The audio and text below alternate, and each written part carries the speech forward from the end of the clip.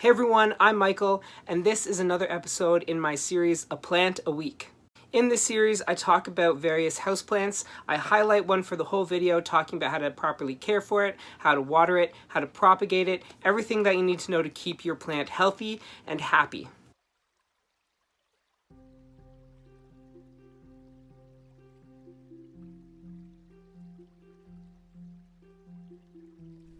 Hey everyone, I'm back. Okay, well, technically I was back last Friday with whatever video I posted on that day, but A Plant a Week is back. I took November off to refocus, recharge some of my creative juices, but it ended up being a mess. You can check my last video to see just exactly what happened in November.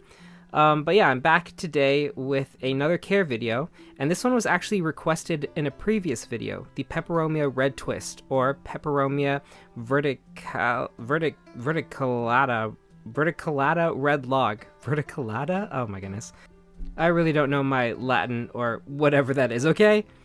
This little dark green peperomia with red undersides made their way through the local big box stores this summer. At least it did in my area. And after seeing them for a bit, I finally caved and bought one. If you're wondering why mine looks so sad and droopy, it's just because that's how this plant is. He's a sad boy, early 2000s emo, who blares Linkin Park and My Chemical Romance, and try as you might, you just won't understand them. Actually, they're quite easy to care for. The wide range of peperomias available have led to varying care among plants of this same species. For this peperomia, you're going to want to find a bright area to keep it in. It loves its sunlight.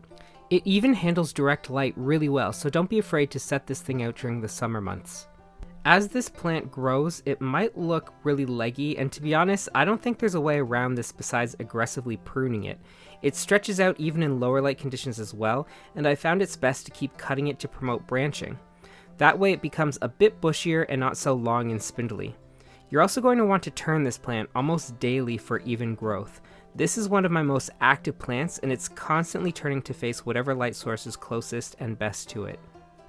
As far as watering goes, this peperomia has more succulent-like leaves, so it doesn't need to be watered as often as some other peperomias. Let the soil dry out between waterings, and don't let this plant sit in water. It's very prone to root rot. That being said, this plant doesn't want to completely dry out, and will go downhill pretty quickly if it's an area where the air is super dry. I've actually found with mine that I have to water it a little more than once a week as I usually water my other plants, and I think it's just because I have it in terracotta, which wicks away the water really quickly. Because it doesn't like to have wet feet, I keep mine in a soil that's rich with perlite to keep it airy and light. This way the soil doesn't hold much water, and it lets it filter through the gaps in the soil a lot easier. This plant does like its fertilizer, and during the growing season, spring to fall, you can dose it in fertilizer about once a month. I fertilize my plants in sort of a big batch with organic fertilizer. I've also used coffee as a fertilizer on this plant, and it seems to enjoy that as well. It's not too picky when it comes to being fertilized, it just wants that extra nutrients to help with its fast growth. Peperomias are super easy to propagate. There are 3 main ways you can propagate your red twist: by leaf cuttings. Simply pop off a leaf and set it in soil. Keep that soil moist and mist it daily, and soon the leaf will root.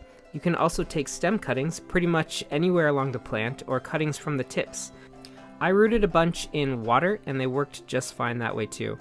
I cut the tips off, and I thought I would root them to see if they would create new roots. When they did, and they rooted relatively fast and easy, I planted them right back in with the mother plant. Peperomias are generally pretty hardy when it comes to pests. I haven't experienced any problem with any of mine, but I've also been really good about watering this guy and my other peperomias, so I haven't had any pesky fungus gnats. That's right, I'm getting my watering under control, at least for now. Another pro of these plants are that they are non-toxic, so if your cat or dog or child or, I don't know, horse gets into your peperomia red twist, they'll be fine. I mean, I imagine their stomachs will be a little upset, but serves them right, really.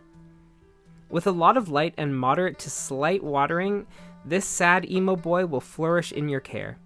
Remember to give it a haircut when it gets too long and leggy, but make sure to keep those emo bangs. On another note, I'm super excited to share my next video.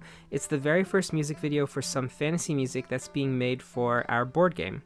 We wanted to include some background fantasy themed music for players to have on while they play, just to kind of fill out the atmosphere a little bit.